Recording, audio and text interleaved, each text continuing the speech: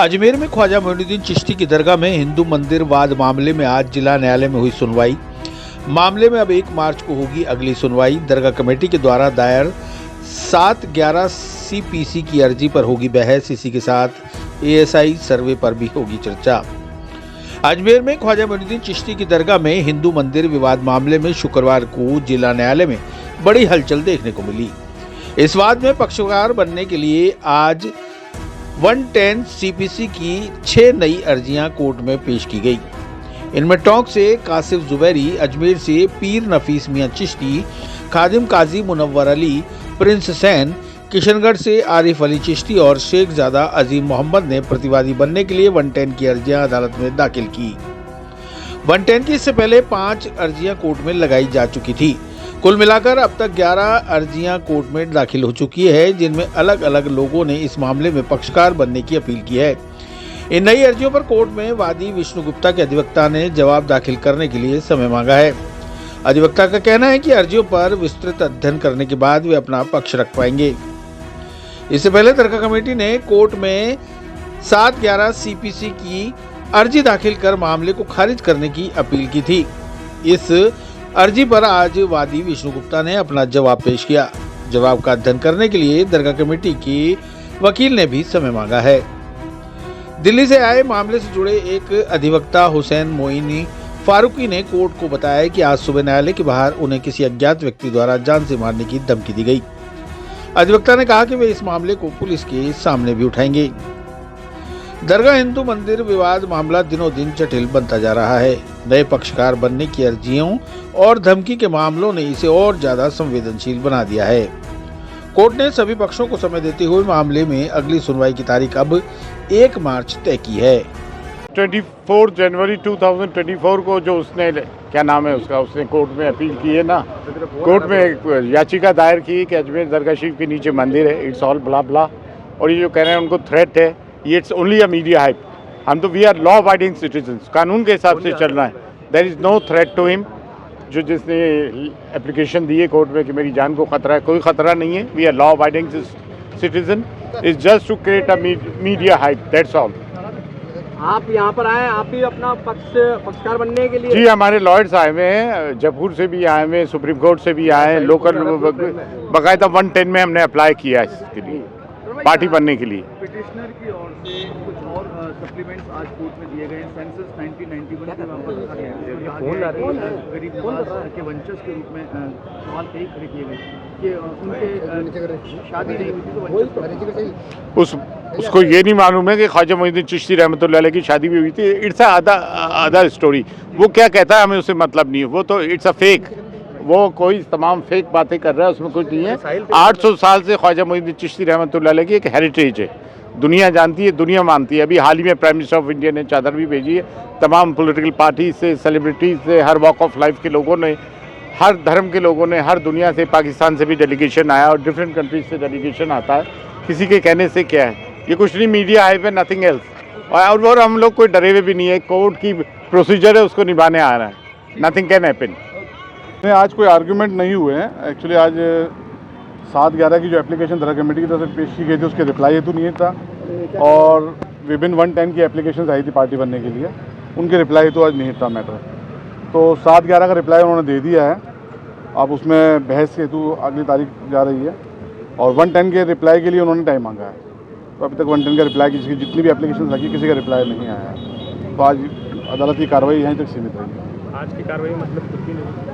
बिल्कुल कुछ भी नहीं हुआ। जो इनके एप्लीकेशन और मूव करी थी, इन्होंने ऑब्जेक्शन की, उस एप्लीकेशन को कंसीडर नहीं किया गया है।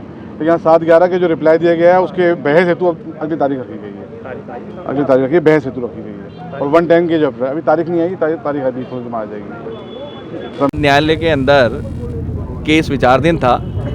पूर्व के अंदर इसमें कई प्रार्थना पत्र इसको लेके पेश हुए कि हमें भी इसमें पक्षकार बनाया जाए, और जो प्रतिवादी बने हुए थे उसमें से प्रतिवादी संख्या जो 1 थी, दरगाह कमेटी उसके द्वारा एक प्रार्थना पत्र इस चीज़ का CPC का दिया गया था कि ये जो दावा है ये चलने योग्य नहीं है।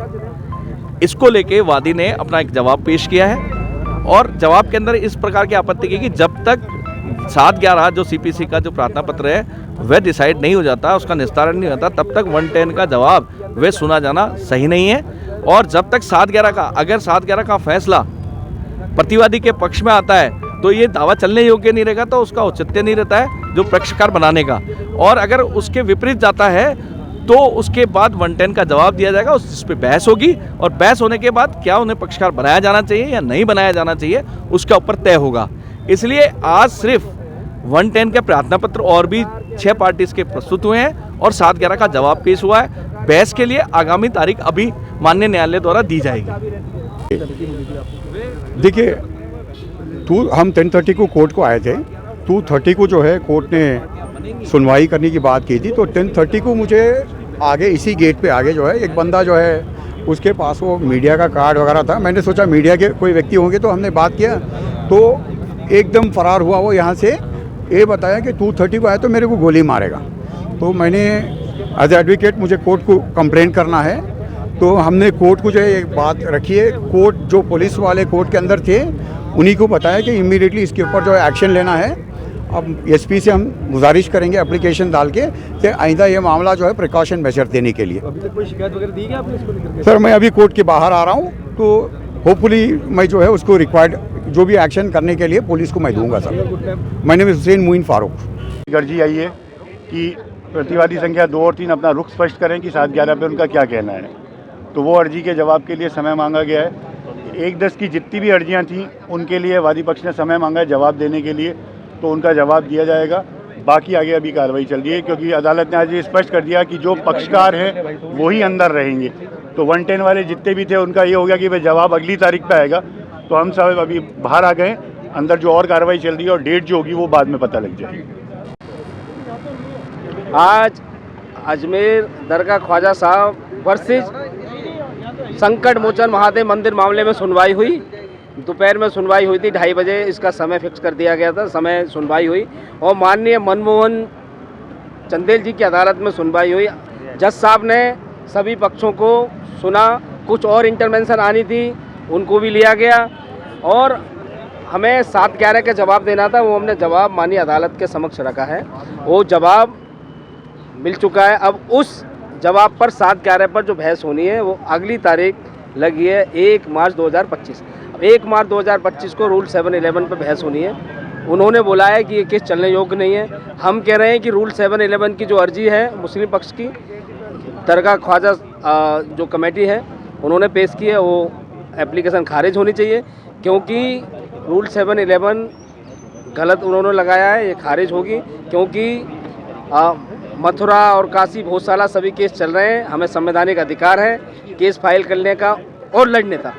इसलिए हमने उसमें बहुत सारे साक्ष्य दिए हैं। उन्होंने वर्शिप एक्ट की बात कही है। वर्शिप एक्ट में भी हमने माननीय अदालत के समय वर्शिप एक्ट की कॉपी भी प्रति भी लगाई है, क्यों वर्शिप एक्ट में अजमेर या कोई भी दरगाह या कब्रिस्तान का पूजा पद्धति का स्थल नहीं माना गया है, इसलिए उसका कोई जिक्र नहीं है।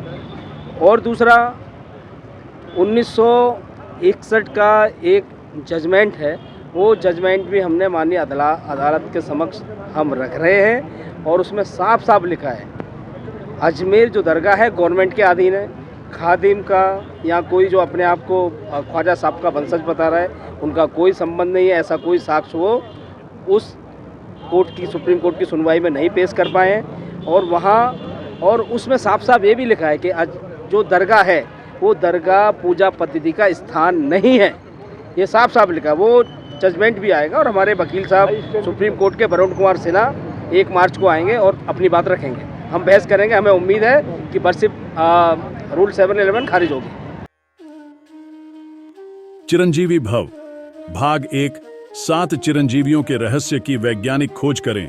नरेश राघानी मधुकर की चिरंजीवी भव विज्ञान कथा और पौराणिक कथाओं का एक असाधारण मिश्रण है जो आपको प्राचीन हिंदू पुराणों के माध्यम से एक रोमांचकारी यात्रा पर ले चलेगी। हिंदी और अंग्रेजी में उपलब्ध है। अपनी कॉपी आज ही बुक करें।